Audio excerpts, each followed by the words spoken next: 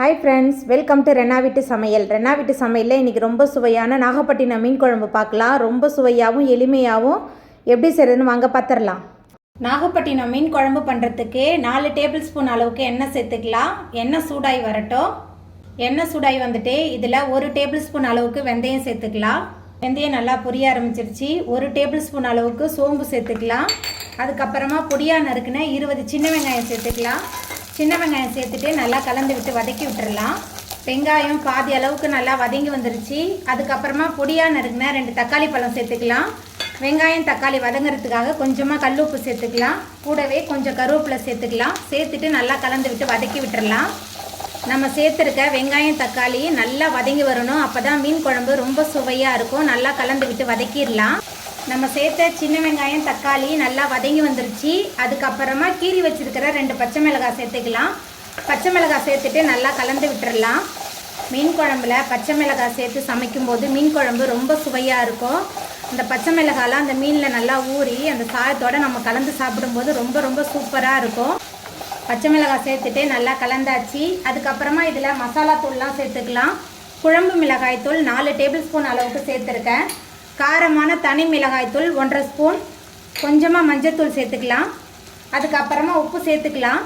ஏன்னா நான் வெங்காயம் தக்காளி வதக்கும் போதே கொஞ்சம் உப்பு சேர்த்துருக்கேன். இப்போ குறைவான உப்பு தான் சேர்த்துருக்கேன். இப்போ கலந்து விட்டு வதக்கி விட்டுறலாம். வெங்காயம் தக்காளி மசாலா எல்லாத்தையும் சேர்த்துட்டு நல்லா கலந்து விட்டுறலாம். வெங்காயம் தக்காளி மசாலா எல்லாமே சேர்ந்து நல்லா கலந்துருச்சு.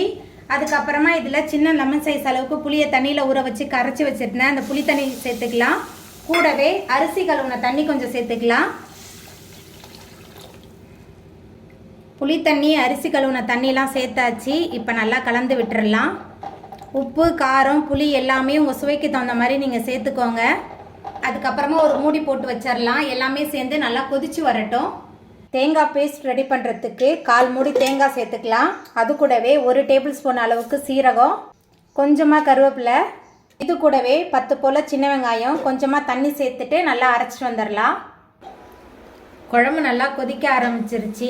அதுக்கப்புறமா நம்ம அரைச்சி வச்சுருக்கிற தேங்காய் விழுது சேர்த்துடலாம். சின்ன வெங்காயம் தேங்காய் சீரகம் அதுக்கப்புறமா கருவேப்பிலை சேர்த்து அரைச்சி வச்சுருந்தேன். அந்த தேங்காய் விழுது சேர்த்துட்டு நல்லா கலந்து விட்டு கொதிக்க விடலாம். குழம்பு நல்லா கொதித்து திக்காய் வந்துருச்சு. அதுக்கப்புறமா நம்ம சுத்தம் பண்ணி வச்சுருக்கிற சங்கரா மீன் சேர்த்துக்கலாம். சங்கரா மீன் மட்டும் இல்லை, எந்த மீன் செஞ்சாலும் இந்த முறையில் ட்ரை பண்ணி பாருங்கள். ரொம்ப சுவையாக இருக்கும்.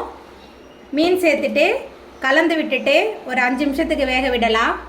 மீன்லாம் நல்லா வெந்து ரொம்ப சுவையான நாகப்பட்டினம் மீன் குழம்பு சூப்பராக ரெடி ஆகிட்டு நான் அடுப்பை ஆஃப் பண்ணிட்டேன். ஆனாலுமே கொதிச்சிக்கிட்டே இருக்குது பாருங்கள். ஏன்னா மண்பானையை பயன்படுத்தி நம்ம செஞ்சுருக்கனால இந்த சூட்லேயே இது கொதிச்சிக்கிட்டே தான் இருக்கும். அவ்வளோதாங்க, ரொம்ப சுவையான மீன் குழம்பு சூப்பராக ரெடி ஆகிட்டு. இந்த சுவையான மீன் குழம்பை நீங்களும் உங்கள் வீட்டில் செஞ்சு பாருங்கள். இந்த வீடியோ உங்களுக்கு பிடிச்சிருந்தா லைக் பண்ணுங்கள், ஷேர் பண்ணுங்கள், கமெண்ட் பண்ணுங்கள், சப்ஸ்கிரைப் பண்ணுங்கள்.